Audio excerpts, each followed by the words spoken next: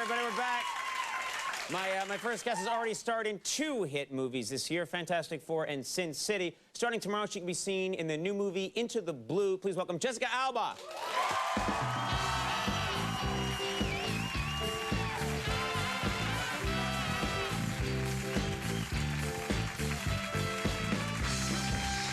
You look good. Thank you. So do you. Thank you. All right. Please, I'm here all night. All right. They can't get enough of me. Your hair looks great, too. Oh, this? Yeah. Looks weird every night, doesn't it? It does look good tonight. There you go. Goes right back. How are you? Everything good? Everything's wonderful. You're having such an amazing year. You've had 2 hit films. Most people can go a whole career and not have one. You have 2, and I was thinking about it today. Both of these films were based on comic books. And I'm thinking you must be really getting a lot of, like, a large nerd fan base at this point. Yeah, you know what's weird is I actually have a lot of middle-aged men coming up to me, a lot more, because I thought I'd probably get more of, like, the nerd comic book. A lot of, like, yeah, comic book convention people, but no, it's middle-aged men? It's middle-aged men and their wives going, "Stop it, honey, don't bother her, stop it." Middle-aged men go up to you with their wives? Yeah, that takes guts. They're probably just in such a trance, they forget their wife is with them. No, they're very sweet. And a lot of them, you know, bring me magazines. Like, it's like they're walking around with GQ or something. I don't know. Right, so there's just a lot of middle-aged men that are obsessed with you. Not obsessed, but they're fans. Right, well, that's very nice. Yeah, and the wives, are they mad? Are they giving you a look, or they don't blame you? No. I think they're, you know, hitting their husbands. Like, right, they're not saying, like, back off, you know? No. Does anyone do that, or is that just me? I've seen that on sitcoms, and I know how to do it. Yeah. You know, there's something about your job that I think would be, I don't quite understand it, but part of your job is you have to be able to convince people who go to movies that you're in love with a guy. Right. And I'm curious, is that something where it just depends on the chemistry you have with that actor? Or what happens if they cast an actor and you just don't have chemistry with that actor, but that's who they cast? Yeah. I mean, how does it work? No, I mean, a lot of people with this movie particularly, because I was with Paul Walker, and they're like, "Oh, you know, that must have been hard, Paul Walker, such a good-looking guy." And I was like, well, actually, I have chemistry with my pug, Sid. Right. I have chemistry with, you know, this cup. I have chemistry. I can have chemistry with you. Oh, thanks, after the cup. But, you know, like, it's my... A cup, or that dead flower, or you? My job is to act in love. You can act in love? Oh, you're doing it now. Look, and I'm just being scared. This is me when I try and act in love. It just looks like I'm off the medication, yeah. Yeah, you just, like, stare longingly. Just stare longingly? Yeah, and I just think of, like, chocolate cake. Why can't you just think of me? What's the problem?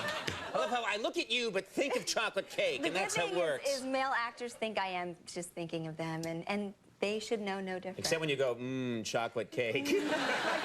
And then they know, know. Now, this movie, Into the Blue, it looks amazing. A lot of the underwater photography is just gorgeous. Yeah, it's the guy who did the underwater photography did National Geographic. Oh, okay. Yeah, and in this movie, I guess, were you... I didn't realize it would be a problem, but when you're underwater, a lot of people might not like the way they look when they're underwater. No, I mean, who wants a camera following them in a bikini underwater, like bad angles, and worse is like, okay, so then I get my close-ups. It's hard enough to act underwater, but then they go in for the close-up, and I saw the dailies, and my lips are huge. So why are they huge? Is it because of, like, the... No, my lips are huge anyway. Right. Just genetics, my dad, right, you know. Right. So, no, so with the mask, everyone else has thin lips, and then they have these beautiful, like, luscious lips when they have the mask on. And me, I look like a friggin' parrotfish. Like, I have these, like, huge clown lips. Well, and don't make that expression. You know, you haven't been going... No, but that's what I look like every time I have the mask on. It pushes it down a little bit. Yeah, and it makes my lips look so big and cartoonish that they couldn't use any of my close-ups, really. Well, you look amazing in this movie. Underwater, out of the water, everything. And also a lot of... you won't be acting next time. A lot of actresses would kill to have big lips. I mean, your lips are beautiful. No. But in LA, there's a lot of those plastic surgery ladies. Oh, yeah. Well, a lot of women out there have their lips inflated. Yeah, and they all kind of look like, you know.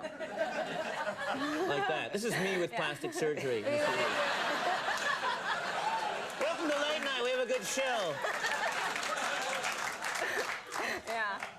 Now, one of the things that freaked me out, and I don't know how they do this, because you're falling in love again. No, I just Oh, that was just listening. You shot this in the ocean with real sharks. Yes. And there are scenes where sharks are coming up to you, and I'm thinking, is that a robot shark? It looks like a real shark. No, there were no robot sharks. I wished there were robot sharks. Yeah. But I had, they said, we're going to dive with real sharks, and they do it all the time. But usually they do it in a controlled environment where, the tourists are holding hands with wetsuits. They put us in bathing suits, and they just threw blood or fish blood and They're making guts. it worse. It's one thing just to have you in the water swimming with sharks, but then when they throw blood on you. Blood on us, no joke. And so the sharks are all excited because they're eating. Right. And they're going in circles all around us. And then they put us in there, and then they turn on the cameras and say, go. There's one scene where it looked like you're actually pushing a shark away. Yeah, well, what happened was I was wearing a half wetsuit, and it was silver. Right. And when I was moving my head around, the reflection of the sun made me look like fish. So this one shark kept coming after my head thinking I was a fish, because they're not the brightest animals in the world. Right. And I didn't know this. Neither's the guy who said, let's put you in a silver suit, throw blood on you, and put you in a shark tank. Well, yeah, I mean, we got problems with him, too. Yeah. But, so I didn't know that this one shark was going after my double all day, so then I go down for my thing, and all of a sudden, in my peripheral, I saw this shark, and it's a close-up, and I turned around and I whacked the shark away when I saw it coming towards me. Yeah. And then I looked up at the camera and I was going, like, I mean, you can't speak underwater, so I was just going, and they have it in the movie. They have me going, you see it. You see it. You actually, the shark comes near you and you just sort of like shove it away. Like, leave me alone. Yeah, like, get away from me. I would have just gone into the fetal position in the water and started whimpering. But if you go in the fetal position and start whimpering, they may actually take a little taste. I didn't say there's any reasoning behind what I would do. Be dictated by naked fear. Well, they told me that if you hit them in the nose, it deflects them because that's their most sensitive area. So I was going for the nose, kind of, but it was just kind of insane. That's one of the things I love is the advice you get about if a grizzly attacks you. Yeah. They say, don't do anything, but then if it really attacks you, hit it in the nose. And then you said, what does that do? It'll either make it run away or it'll make it angrier and it will kill you. Great. And you're like, what are you, 50-50? Like, thanks for the piece of advice. And the guy that gave me the advice was a shark wrangler, and he had half of a calf. Because the shark took the other half of his calf. The shark's in the corner eating. I'm an idiot. We have a clip here. Anything we need to know for this clip? Oh, yes. In the movie, originally, at the end of the movie, I was the damsel in distress, and Paul Walker's character comes and saves me, and I was like, I'm the Dark Angel. I can do stunts. Right. I should be doing some stuff. So this is me after I'm dragging a 6'6", 250-pound man across a boat, and this is what I have to do to him, because he's handcuffed to me. Let's take a look at this clip of Into the Blue.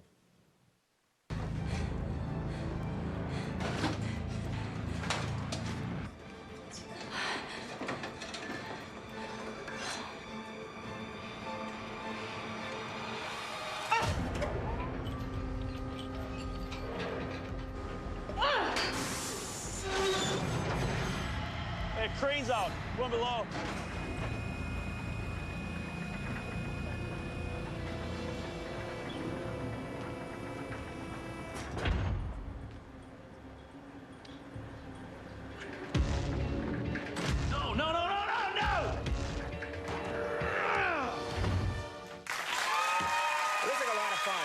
Into the Blue opens tomorrow. Go see it. Jessica Alba, thanks so much. You were great. Yeah, we'll see you next time. Jeff Garland coming up. We'll take a break. We'll be right back.